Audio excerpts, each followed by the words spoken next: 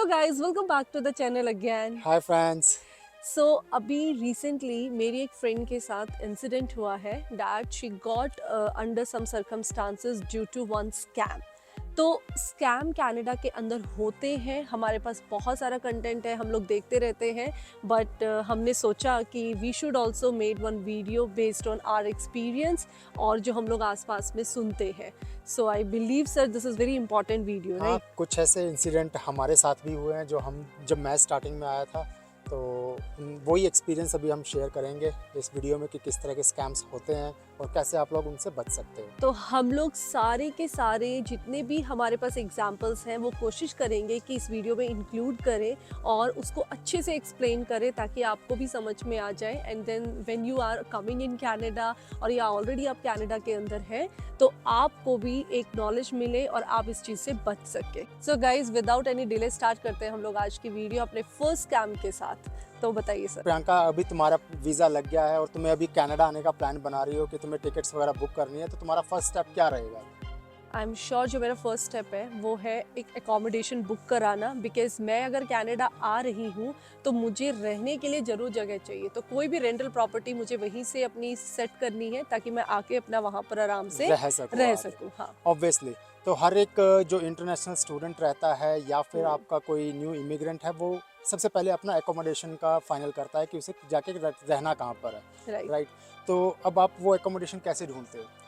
क्या रहेगा स्टेप आपका? ऑफ कोर्स हमारे पास एक ही ऑप्शन है, या तो कोई रिलेटिव्स आपके हैं तो बहुत अच्छी बात है, बट अगर आप किसी को नहीं जानते हैं तब प्रॉब्लम है। तो मुझे लगता है कि हम लोग ऑनलाइन करेंगे, आपने भी सेम प्रोसेस किया था। हाँ, तो मैंने भी जैसे हाँ। ऑनलाइन किया था। ऑनलाइन में हम मार्केट प्लेस यूज़ करेंगे, किजीज़ी यूज़ करेंगे। हम अपने फ़िल्टर्स लगाएँगे लोकेशन के, बजट रेंज के, और क्या-क्या उसमें एमिनिटीज़ मिल रही है, रूम है, शेयरिंग है, कैसे है, वो सब हम अपने फ़िल्टर लगा के देन उसके बाद हम आउटरीचेस भेजते हैं, राइट? हाँ, we will out start initiating हाँ, चैट शुरू चैट करते विद द हैं, ओनर्स, राइट? देन बार्गेनिंग करते हैं कि इस रेट पर कितना फाइनल हो जाता है। देन हम क्या करते हैं कि ऑनर को बता देते हैं कि हम उस डेट से आपकी एकोमोडेशन रेंट पर ले लेंगे, राइट। राइट? तो अब स्कैम शुरू होता है यहाँ से। तो जो मोस्टली आउट ऑफ द 100 आपको हो सकता है 10 से 20 ऐसे स्कैमर बैठे होंगे जो वो फेक पोस्टिंग करते हैं और वो कहेंगे कि आपको ठीक है, हम आपकी ये प्रॉपर्टी होल्ड कर देते हैं ओके। और आप 200 से $300 जो है हमारे अकाउंट में डिपॉजिट करवा दो, ताकि ये प्रॉपर्टी हम अपनी जो है एड लिस्ट से हटा सकें, मार्केट प्लेस से ओके। या फिर किसी से, राइट? तो वो एक तरह का स्कैम हो जाता है कि आप उन्हें $200-300 दे देते हो, देन उसके बाद वो वहाँ से आपके से कॉन्टैक्ट भी डिलीट कर देते हैं, वो चैट भी। तो आपके पास कोई प्रूफ नहीं रहता। जब आप यहाँ आते हो आपको कोई ना वो एड्रेस मिलता है, ना वो कोई प्रॉपर्टी होती है। तो राइट। ये भी एक तरह का तो यहाँ पे स्कैम होता है। हम लोग कैसे बच सकते हैं स्कैम से, क्योंकि देखो रेंटल प्रॉपर्टी तो हमको चाहिए ही चाहिए, है ना? मैं वही बोल रही बार बार कि अगर आपका कोई नोन नहीं है तो आपको रेंटल प्रॉपर्टी तो यहाँ पर ज़रूरी है कि आप पहले से ही अपना जुगाड़ करके आओ, है ना? ताकि फैमिली को भी एक सेटिस्फेक्शन है कि ठीक है हमारे बच्चे के पास प्रॉपर्टी है, वो वहाँ जाके अब अपना रहना स्टार्ट कर तो देगा। इसकी तो ऑथेंटिसिटी आप इस तरह से जज कर सकते हो। इधर आप उसको या तो पेमेंट बहुत बड़ी मत करो, लेट्स सपोज $300-400 की मत करो। हम्म। कई बार वो हाफ मंथ की आपसे मांग लेते हैं। हम्म। आपको करना ही है तो $50 तक के कर लो, या फिर आपका कोई हम कन्विंस भी करने की कन्विंस कोशिश कर कर सकते सकते हो हैं, आप हाँ। उसे। और अदरवाइज आपका कोई यहाँ पे क्लासमेट, जो भी आपका बैचमेट या आपका कोई भी नोन है, आप राइट। उसे जा कर के कह सकते हो कि यार एक बार आप चले जाओ वहाँ पे, बस फिजिकली प्रॉपर्टी देख लो, rest you do not need to do anything. तो आप उससे चेक कर सकते हो। और otherwise what you can do, I would prefer कि आप यहाँ पे आएँ, एयरबीएनबी ले लें कोई एटलीस्ट फर्स्ट 10 डेज़ के लिए, और उन 10 डेज़ में आप अपनी प्रॉपर्टी यहाँ आके देखें। तो उससे क्या होगा कि आप अपनी उस प्रॉपर्टी को फिजिकली जाकर देख सकते हो, लोकेशन क्या क्या चीज़ें हैं, और आप वो डील को क्रैक कर सकते हो। ऑब्वियसली आपको ये थोड़ा महंगा पड़ेगा क्योंकि आपको फर्स्ट 10 डेज़ एयरबीएनबी देना पड़ेगा, बट एक स्कैम से तो बच जाओगे।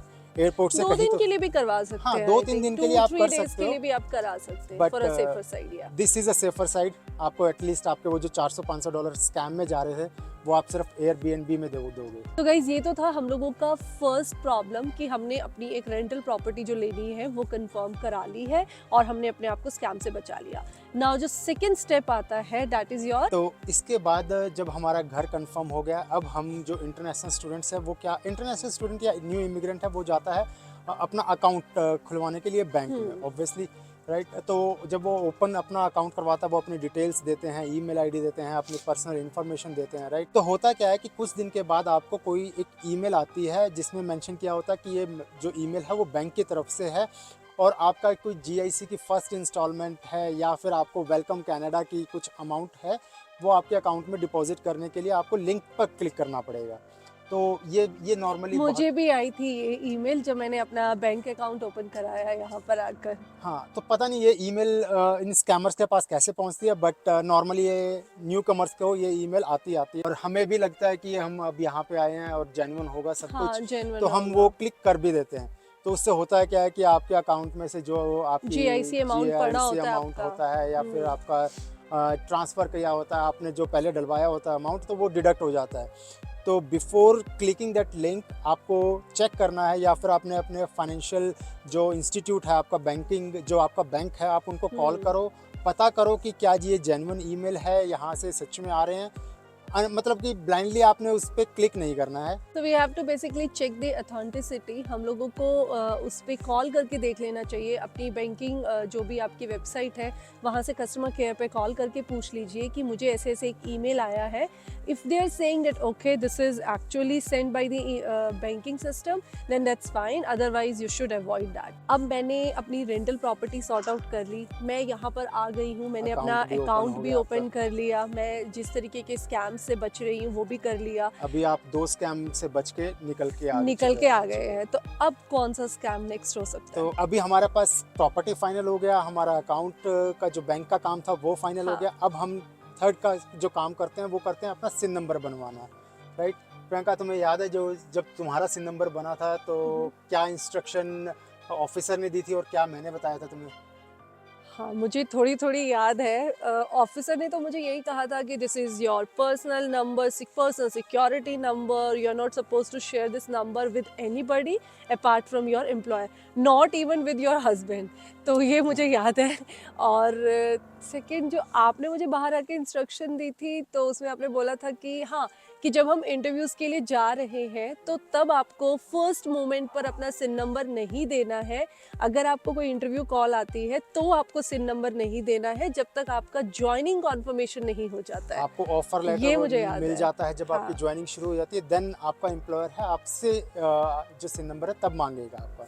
और मैंने शायद तुम्हें ये भी बताया था कि अब आज के दिन के बाद तुम्हें माइट बी कॉल्स आएंगे, फेक कॉल्स भी ओह! आएंगे। Right, right. हाँ, तो फेक वो कॉल्स और फेक आए भी थे मुझे बहुत ये सारे। फेक कॉल सबको आते हैं कि आपका जो हुँ। सिन नंबर है वो किसी इलीगल एक्टिविटी में इन्वॉल्व है या फिर आपके जो आर्स हैं डेडिकेटेड आर्स हैं आप उससे ज़्यादा आर्स आपके सिन नंबर के अगेंस्ट चार्ज हो रहे हैं। जब ऐसे कॉल आते हैं तो जो इंटरनेशनल स्टूडेंट हैं वो थोड़े पैनिक हो जाते हैं, उन्हें लगता है कि शायद उन्होंने गलती से चार्ज ज़्यादा कर दिए हैं इस वीक के। उस तो पैनिक सिचुएशन में क्या करते हैं स्टूडेंट्स या फिर कोई भी न्यू कमर, वो अपनी पर्सनल डिटेल बताने लगते हैं कि मुझे अब इस हाँ। प्रॉब्लम से मैं कैसे सब बच सकता हूँ। तो उसमें जो स्कैमर होता है वो कहता है वो आपको इतना ट्रस्ट में ले लेगा कि आपको ये विश्वास होगा कि वो सच में एक कॉल है जो वो या तो सीआरए की तरफ से है या फिर किसी अथॉरिटी की तरफ से है। तो आप अपनी पर्सनल डिटेल बता देते हो, देन तो स्कैमर आपको कहेगा कि आपको जो भी ये चार्जेस लगे हैं आपको इसके अगेंस्ट आपको पेनल्टी लगेगी, आप इतने कुछ डॉलर हैं ये आप पे कर दीजिए, का ये फाइन लग करके आप इससे बच जाओगे। तो आपको ये नॉर्मली कॉल्स एंटरटेन नहीं करनी है, ये कॉल्स ऑल फेक होती हैं। जो भी कोई ऐसे चार्जेस होंगे वो आपके ईमेल पे होंगे ऑफिशियल ईमेल आईडी से। Right, right. So we need to avoid these calls. अगर फिर भी आपको लगता है 1% कि हो सकता है कि कहीं गड़बड़ हो गई है या फिर मुझे लग रहा है कि कुछ ऐसा रियल में तो नहीं है, तो you can call directly CRA to check back कि मेरे सिन नंबर के अगेंस्ट कुछ ऐसी रिपोर्टिंग तो नहीं हुई है। और अगर ऑफ कोर्स रिपोर्टिंग होगी तो एज पर नीरज आपको आपकी पर्सनल ईमेल आईडी पर कोई ना कोई ऑफिशियल ईमेल आएगा जहां से आप उसको वेरीफाई कर सकते हैं। इसी पे मैं एक आपको एक एग्जांपल बताता हूँ जो मेरे साथ शुरू के दिनों में हुआ था। मुझे भी यही कॉल आई थी और नॉर्मली जब ये कॉल आती है तो वो बैक टू बैक एक ही दिन में आपको कई बार आती है। कई बार आती है, तो राइट। मुझे जैसे मॉर्निंग में एक बार कॉल आई तो मैंने वो डिस्कनेक्ट कर दी थी, जैसा मुझे मेरे सीनियर्स ने बताया था या मेरे से जो पहले आए हुए थे उन्होंने मेरे को बताया था। तो मैंने वो कॉल डिस्कनेक्ट कर दी, मैंने वो एंटरटेन नहीं की। देन उसके बाद 2-3 घंटे के बाद फिर मुझे कॉल आई, देन दे सेड कि आपकी जो है सिन नंबर के अगेंस्ट ऐसे ऐसे कुछ चार्जेस हैं। मैंने फिर Okay. डिस्कनेक्ट कर दी। इवनिंग में मुझे फिर थर्ड टाइम आई कि this is the last warning that we are giving to you, कि आपके अगेंस्ट है, अगर आप अभी नहीं करते हैं देन आपके एड्रेस पर पुलिस आएगी। तो वो एक सिचुएशन ऐसी आ गई थी जहाँ मैं सच में पैनिक हो गया था कि एक ही दिन में 3 बार आ रही है, तो शायद ये कहीं सच में तो नहीं है। गुडनेस। तो उस टाइम पे मैंने अपने एम्प्लॉयर को फ़ोन किया कि ऐसे ऐसे मेरे साथ यहाँ पे 3 से 4 कॉल मुझे आ चुकी हैं दिन में, मुझे क्या करना है। देन मेरे एम्प्लॉयर ने मुझे यही गाइड किया कि नीरज तुम्हें कोई ईमेल आई है किसी ऑफिशियल अथॉरिटी से। देन आई सेड कि नहीं, मुझे तो कोई ऐसी ईमेल नहीं आई, बट कॉल आ रहे हैं। एंड देन उन्होंने मुझे फाइनल वार्निंग दी है कि आपके घर पर पुलिस आ जाएगी अगर आपने अभी कोई एक्शन नहीं लिया तो। देन ही सेड कि डोंट एंटरटेन, कुछ नहीं होने वाला। और गाइज कुछ हुआ भी नहीं। तो वो आपको बैक टू बैक कॉल करके इतना पैनिक सिचुएशन में ला देंगे कि आपको कोई ना कोई एक्शन लेना पड़ेगा और आपको अपनी डिटेल्स दे दोगे उसे। तो ट्राई टू अवॉइड देम। सो आपको पैनिक तो बिल्कुल नहीं होना है। This is the first and last method. यहाँ पर आपको हर सिचुएशन के साथ अपने आप को पैनिक नहीं करना है। You have to understand and you can take the guidance of your surrounding, and specially यहाँ पर जैसे employer was a right person, हाँ। क्योंकि ऑफकोर्स अगर इनके अगेंस्ट कुछ भी हुआ होता तो एम्प्लॉयर को वो इन्फॉर्मेशन पता ज़रूर होता, होती, तभी वहाँ पे कुछ ना कुछ एक्शन होता। तो you can connect to the concern people and can check back कि ऐसा कुछ है तो नहीं, but you have to be very particular. तो प्रियंका, अभी हमारा घर फाइनल हो गया, हमारा अकाउंट खुल गया है। राइट सिन नंबर के अगेंस्ट जो भी हमारी फ्रॉड कॉल्स आती हैं हम उनसे भी बच गए हैं। राइट। अब न्यू इमिग्रेंट बाकी क्या नेक्स्ट स्टेप क्या करता है? नेक्स्ट हमारा जो स्टेप है वो है जॉब सर्च। और गाइज जब हम जॉब सर्च करते हैं तो यहाँ पर एक जॉब रिलेटेड भी बहुत फेमस स्कैम है कि आप किसी भी जॉब पर जब अप्लाई करते हैं तो आपको इंटरव्यू कॉल आती है। अब ये जो कॉल्स होती है जेन्युइन एम्प्लॉयर से भी हो सकती है, बट यहाँ पर जो स्कैमर्स होते हैं वो क्या करते हैं कि एक फेक जॉब लिस्टिंग कर देते हैं ईमेल आईडीज़ के थ्रू। तो आप जब अप्लाई करते हैं तो वो आपको कॉल करेंगे and they will ask you to pay some amount for appearing of your interview. तो वो कहेंगे कि आप अपने इंटरव्यू के लिए, मतलब आप शॉर्टलिस्ट हो गए हैं, आप अपने इंटरव्यू के लिए आ सकते हैं और आपकी जो ज्वाइनिंग है वो हम आपको तभी कंफर्म कर देंगे, बट उसके लिए आपको कुछ पेमेंट देना। तो देखिए, पहली बात तो ऐसा यहाँ पर कुछ भी नहीं है कि कोई भी कंपनी आपसे इंटरव्यू बुकिंग के लिए अमाउंट मांगती है। तो ये तो आपको वैसे ही सेंस कर लेना चाहिए। फर्स्ट शॉट पे ही आपको वो अवॉइड कर देना कि ये नहीं है हमारे लिए। राइट। एंड सेकेंड चीज़ कि अगर आप पेमेंट करते हैं तो वो आपको क्या बोलते हैं कि ये जो पेमेंट है ये आपकी फर्स्ट मंथ ऑफ सैलरी के अंदर एडजस्ट हो जाएगी। किसी को कोई और रीजंस भी दिए जा सकते हैं, बट जो मेरी फ्रेंड के साथ स्कैम हुआ है, जो मैं अभी आपसे डिस्कस कर रही थी इनिशियल ऑफ द वीडियो, वो यही हुआ था। शी हैज़ बीन आस्क्ड कि आप कुछ अमाउंट पे कर दो, और उसने बाई चांस क्या हुआ, $250 का पेमेंट भी कर दिया। But when she got to know कि वो तो एक स्कैम था, it was a blunder guys. मतलब ना तो उस बहुत, कंपनी की कोई वेबसाइट होती है, ना ही कोई एक उसका एड्रेस होता है। मतलब वेबसाइट लिंक वहाँ पे मेंशन था, तो उसने उस पर क्लिक करके वेबसाइट भी नहीं चेक करी, बिकॉज उसको जॉब नहीं मिली। अभी 2-2.5 महीने हो चुके हैं उसको यहाँ पर आए हुए, and she was searching for a job. तो बहुत पैनिक खुद ही थी ऑलरेडी, और जब उसको ऐसा कुछ कॉल आया और उसने मतलब सोचा कि चलो ठीक है मुझे जॉब मिल जाएगी यार, $200-250 की तो बात है, तो उसने वो पे कर दिया right away. And when she got to know कि यार ये तो मतलब स्कैम हो गया मेरे साथ, तो ये बहुत मतलब हार्ट रेंचिंग चीज़ होती है, आपको ना बर्दाश्त नहीं होती है, बिकॉज आप यहाँ पर आए हो, किसी अच्छे काम से आए हो, और बहुत पहले आप जॉब ढूंढ रहे हो, देन उसके ऊपर एक ऊपर और से स्कैम एक में आप और फंस स्कैम में जाते हो। फंस गए हो। तो इसीलिए guys you have to be very careful whenever you are applying for job here. तो बहुत ध्यान से आपको सोचना है, और उस कंपनी की ऑथेंटिसिटी, उसके रिव्यूज़, जैसे आप इंडिया में करते हो, ग्लासडोर पे जाइए, लिंक्डइन पे जाइए, उसके रिव्यूज़ चेक कीजिए। इंडीड पर भी रिव्यूज़ होते हैं कंपनी के कनाडा में, वो रिव्यूज़ चेक कीजिए, लोगों से बातचीत कीजिए, तभी वहाँ पर कुछ पेमेंट की बात कीजिएगा। अगर बाई चांस आपसे कुछ इस तरीके की पेमेंट बोली भी जा रही है, बट अच्छी नॉर्मली कंपनीज कभी नहीं कोई बोलती नहीं है, करती। कभी नहीं बोलती है। This is for sure truth. अब इसके बाद हम बात करते हैं एक बहुत ही ब्यूटीफुल एंड अट्रैक्टिव से स्कैम की। मतलब मुझे सीरियसली हंसी भी आ रही है, बट एक्चुअल में ये भी यहाँ पे हुआ है। मुझे मेल बॉक्स के अंदर एक एनवेलप मिला जो कि मेरी खुद की बैंक से था, स्कोशिया बैंक से, और उसमें एक कार्ड था।